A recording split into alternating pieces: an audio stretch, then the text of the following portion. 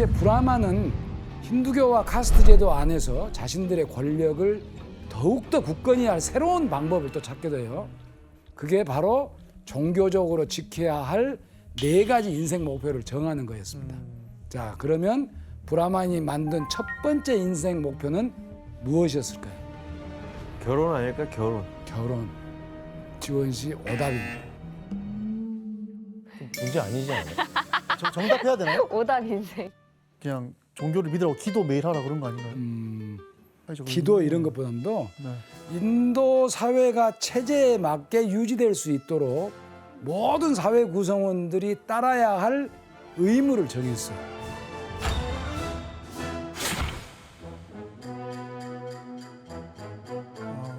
그 의무를 모아서 집대성에서 만든 가장 세계에서 오래된 법전이 만우 법전입니다.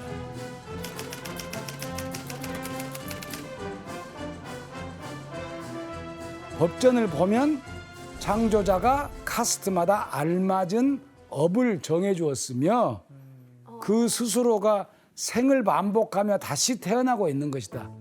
뭔 말일까요?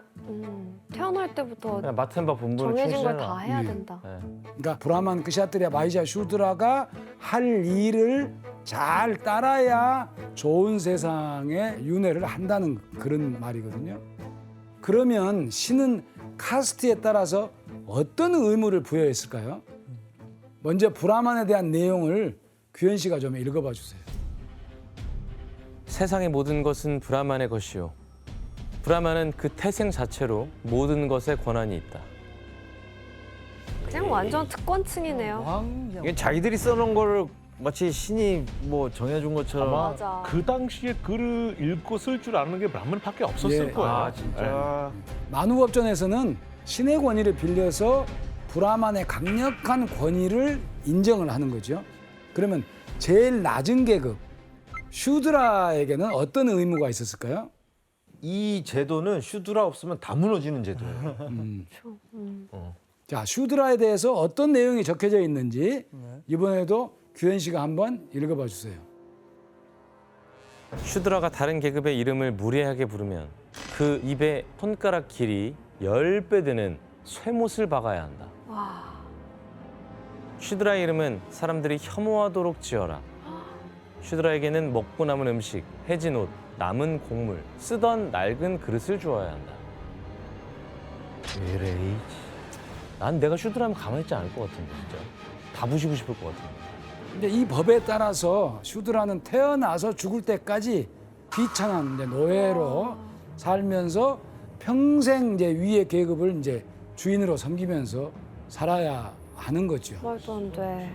말도 안 되죠. 아 그냥 노예 취급하는 거죠 뭐. 노예도 이런 노예는 없지. 맞아. 그럼 교수님, 만우법전에 이렇게 제도 계급이 딱 4개가 있나요?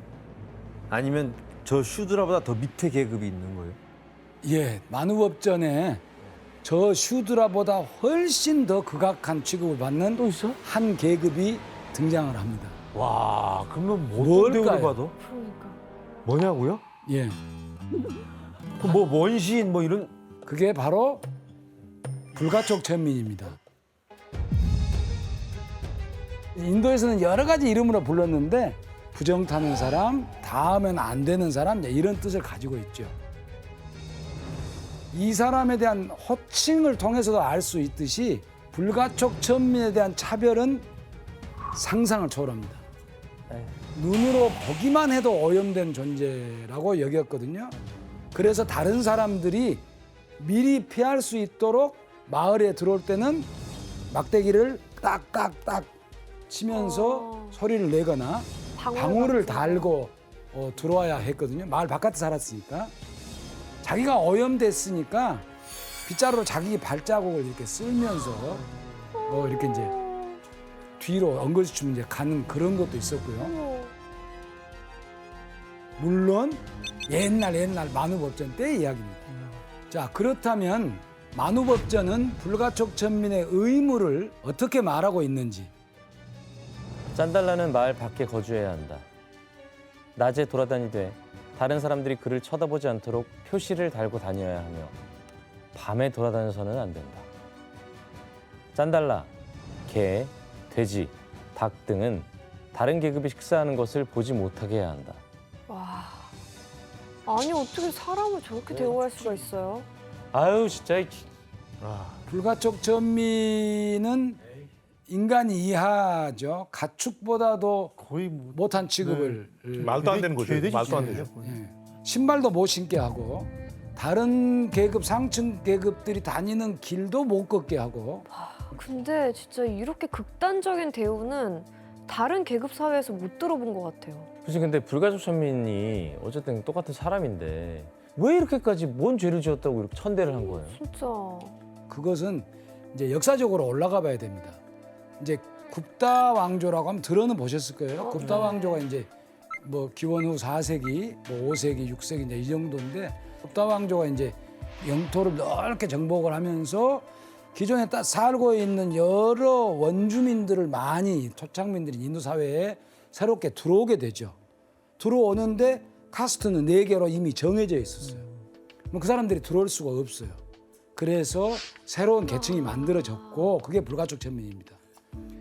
그리고 카스트 제도의 규범을 어긴 사람들, 주로 상층 카스트와 브라만과 슈드라 사이에 결혼하지 마라 라고 했는데 결혼해서 애가 나오는 경우 그런 사람들이 이제 불가촉 천민으로 이제 편입이 되는 거죠. 너무 가혹하다. 근데 불가촉 천민으로 분류된 사람들은요, 그러면 돌아다니지도 말라 하는데 어떻게 먹고 살아야 돼요? 그러니까 이제 옛날 이야기입니다. 다시 한 번 말씀드리지만 힌두교에서 아까 말씀드린 가장 깊이 하는 일을 하고 살았죠. 시체 닦는 거. 화장실 청소 뭐. 예, 사진으로 한번 보세요. 뭐야 이게? 죽음과 관련된 거. 이제 화장을 해서 나온 유골을 강에다 뿌리는 겁니다. 불가촉 천민들은 모두가 기피하는 일을 대신 처리하면서 다른 높은 카스트들이 주는 식량을 받아서 이제 연명을 하게 되는 이제 그런 겁니다. 이렇게 이제 힌두교에서 가장 부정하고 오염된 일로 여겨졌던 죽음과 관련된 일들을 이제 많이 한 겁니다. 방금 보시다시피 이렇게 해서 브라만은 최상위 계급부터 불가촉 천민까지 카스트에 따른 의무를 법으로 정해서 자신들이 원하는 인도 사회를 이제 구축해 갔죠. 그리고 이 틀 안에서 힌두교에서 지켜야 할 두 번째 인생 목표를 정하게 됩니다. 그게 바로 재물을 모아라, 돈을 벌으라는 거죠.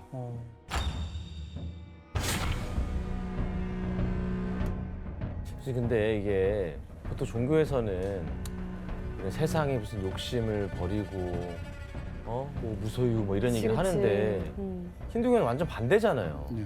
부자가 되려고 해라. 그러니까 너무 색다른데 어쩌다가 이렇게 된 거예요? 그러니까 이제 힌두교는 세상 살아가는 사회 질서에 관한 종교거든요. 일하고 돈 벌고 결혼하고 하는 잘 먹고 잘 사는 것 이것이 매우 필요하다. 그래서 물질이 필요하니까 돈이나 재산을 열심히 일해서 얻고 모아라 이런 뜻이죠. 교수님 그러면 저렇게 막 흥겹고 화려한 결혼식 문화도 혹시 그럼 물질적인 거랑 관련이 있나요? 분명한 관련이 있습니다. 자기들의 목표인 힌두교의 목표인 아르타를 이제 실천을 하는 것을 부끄럽게 생각을 안 한다는 겁니다. 그래서 인생 최대의 의뢰인 결혼식에다가 성대하게 돈을 많이 뿌리면서 결혼식 자체를 성대하게 치르는 겁니다. 근데 요즘에 이제 트렌드가 좀 옛날에는 그런 약간 전통식 인도 축제 결혼식이었으면 요즘에는 좀 트렌드가 바뀌어서 되게 약간 막 DJ들 불러가지고 DJ를 불러? 클럽처럼 하나?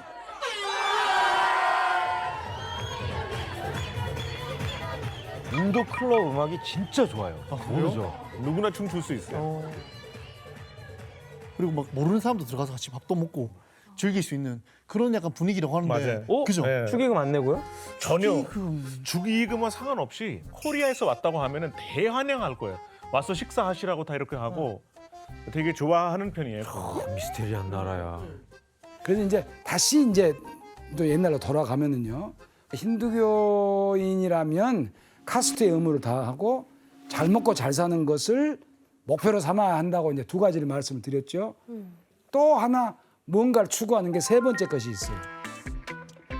자, 여기서 문제를 하나 내보겠습니다. 문제 다해. 힌두교에선 세 번째 인생 목표를 이것으로 정하는데요. 이것은 무엇일까요? 저 가시? 아, 이건 어렵다. 와 너무 어렵다. 아니 이거 너무 그냥 너무 어렵다. 인도에서도 이거 안 배우는. 지금 뭐였지 첫 번째 서 그러니까 사회적 의무 하나 했죠. 네. 불을 그다음에 부물질의 축적이라고 했죠. 네. 되게 다른 종교와 달리 현실적이죠. 네. 네. 또 하나 현실 사회에 사는 것 또 하나가 있어요. 정답. 예, 최코재 씨. 결혼을 하고 애를 낳아라. 결혼을 하고 애를 낳아라. 네. 출산. 거의 비슷합니다. 근데 조금 한번 조금 더 디테일하게요? 직설적으로 한번 해보세요. 직설적으로. 정답. 예, 규현 씨. 직설적으로 해야 되지.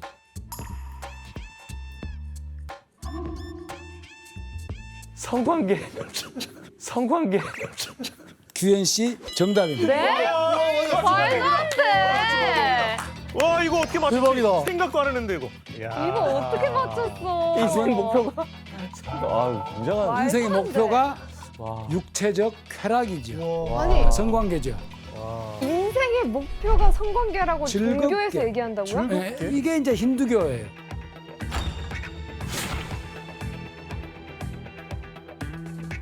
즐겁게 이제 산스크리트로는 와, 까마라고 하거든요. 혹시 여러분들 들어보셨을 텐데요. 카마수트라 네. 그런 영화를 한번 보셨을 텐데요. 이 제목은 들은 것 같아요. 카마수트라라고 하는 왠지 기억하면 안 이제 될 이 제목이었던 것 같아요. 까마수트라의 가르침을 그 뭐예요? 네. 까마에 관한 경전입니다. 육체적 쾌락에 관한 경전. 네.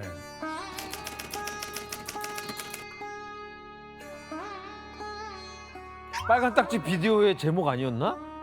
까마수트라의 가르침을 사원의 조각으로 담은 것도 있어요. 다 보셨을 텐데요. 다 모셨지만은 또 교수님 이렇게 물어보시니까 답하기가 좀 그러네요. 한번 보세요. 아, 영상으로 한번. 나 본 적 있어.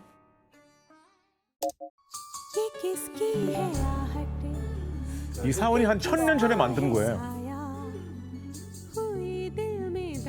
이게 유네스코 문화유산에 등록돼 있는 곳입니다. 카마수트라 경전. 아유. 리액션 왜 저래? 고장 났어. 아니. 아휴. 봐도 되나 모르겠네. 어우. 와 진짜 적나라하다.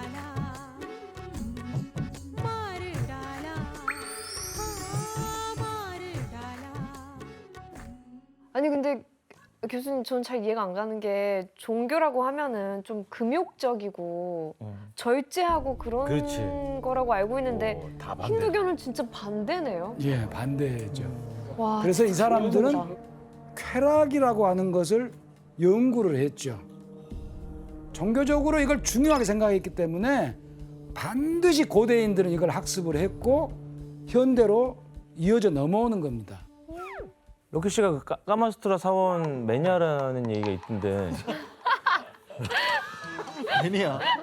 아니, 그러니까 가보신 적 있다고 들었거든요. 제가 아주 옛날에 여행사 일을 했었거든요. 네, 그때 가이드로 시절 때 엄청 많이 갔어요. 여기가 가주라오라는 곳이 있고 많이 한 1000년 전에 만든 곳인데 아까 말씀하신 거 성교육에 대한 그런 태부 약간 그런 걸 약간 그 선입견을 깨기 위해서 또 만들었다는 얘기도 있다고 들었습니다. 하여튼 가보실만 해요. 가시면 되게 2박 3일 괜찮아요. 2박 3일 동안 보는 거예요? 많구나 되게. 엄청 많아요. 네. 말도 안 돼. 종교적 사상으로 바라봤을 땐 되게 좀 충격적이에요. 그게 인생의 목표라잖아요. 자, 이렇게 이제 이야기를 들어보니 경전 안에 어떤 이야기가 적혀져 있는지 궁금하지 않으세요? 궁금해요. 상대적으로 낮은 수위에 있는 부분을 발췌해봤어요. 규현 씨가 한번 읽어봐 주세요. 제가 읽나요? 예. 키스를 하고 있는 동안에 한 사람이 혓바닥을 상대방의 입안에 넣고 그 혀 끝으로 이 윗잇몸, 혀등을 꽉 누른다. 꽉 누른다. 꽉이라는 거 안 써 있는데. 꽉이라는 건 안 써 있을 텐데 꽉이라고 써 있었어요? 이때 남녀의 혀는 서로 닿게 된다. 이것을 혀 싸움이라고 한다. 아니 죄송한데 저희 저 어린이 책 나왔다고 얘기를 오프닝에 했는데 이게 괜찮은 건지 이게 참. 엄청나죠? 수위가 이게 이제 일부 이제 순한 것으로만 이제 뽑아왔는데 현대인들의 시각으로 보면 까마수트라는 외설이죠. 근데 이제 이런 것을 그러면 왜 고대 인도에서는 이런 경전을 만들었을까? 인구가 많이 부족했나? 예, 그러니까 성관계를 하는 것은 결혼해서만 하는 거거든요. 그러니까 애를 낳는 거잖아요. 출산율이 높아지고 많아지면 노동력이 많이 생기고 노동력이 많이 생기면 농경시대에 훨씬 더 부를 많이 창출할 수 있고 사회를 발전시킬 수가 있죠. 그래서 매우 실리적인 종교이기 때문에 현실적인 걸 추구하다가 보니까 인구 증가와 경제 발전에 잘 맞아 떨어지는 거죠. 근데 되게 현실적이다. 진짜. 현실적이죠. 그래서 지금까지 우리가 세 가지 목표를 했어요. 자, 사회적 의무, 부, 실리, 그리고 돈, 그다음에 이제 카마수트라. 성관계, 쾌락. 완전히 이것과는 다른 이 세 가지 목표와는 완전히 이질적인 네 번째 인생 목표가 있어요. 그게 뭘까요? 정답. 예, 규현 씨.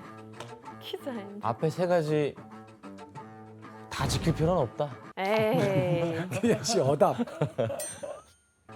바로 목시아, 즉 깨달음을 추구하라는 겁니다.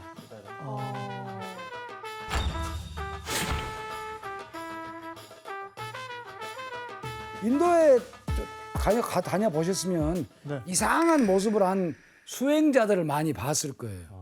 봤어요. 희게 막 얼굴 희게 분장하신 예, 분들 예, 아니에요?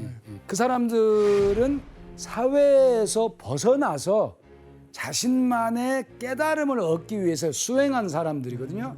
수행자분들이 있구나. 그 사람들을 뭐라고 불러요? 사두라고 부릅니다. 사두? 예, 사두. 우리 눈으로 볼 때는 기행을 하는 사람들도 많아요. 자, 문제 하나. 또 퀴즈예요? 자, 이 수행자는 깨달음을 얻기 위해 머리에 이것을 올리고 수행합니다. 술을 올리고. 머리에 얹은 것은 무엇일까요? 정답. 예, 지원 씨. 저 괜히 김나는 게 아니거든요. 머리에 숯 같은 거, 불 나는 걸 얹은 거죠. 밑에 나는 거 아니에요? 밑에서 나는 거예요? 아, 머리에서 나는 거 아니에요? 뭐 올렸다는 지원 씨 정답입니다. 네? 숯이요? 이걸 이렇게 한 번에 맞춘다고? 저는 저걸 경험했습니다. 해봤다고요? 네, 봤어요. 저거 하는 걸. 와 진짜 숯이네. 그게 뭐야? 이 항아리 같은 데다가 불을 넣은 거죠, 불. 뜨거움을 참는. 그러니까 이것이 모든 방법은 아니죠. 여러 방법 중에 하나죠. 이 사람은 이 방법을 택했다는 거예요. 교수님, 그럼 사두들은 이런 고행 같은 무슨 깨달음을 물론 수행을 하면서 뭘 얻는다고 생각을 하고 있는 거예요? 근데 이 사람들은 육체가 곧 물질이고 육체를 극복해야 비로소 정신을 찾을 수 있다라고 믿는 거죠.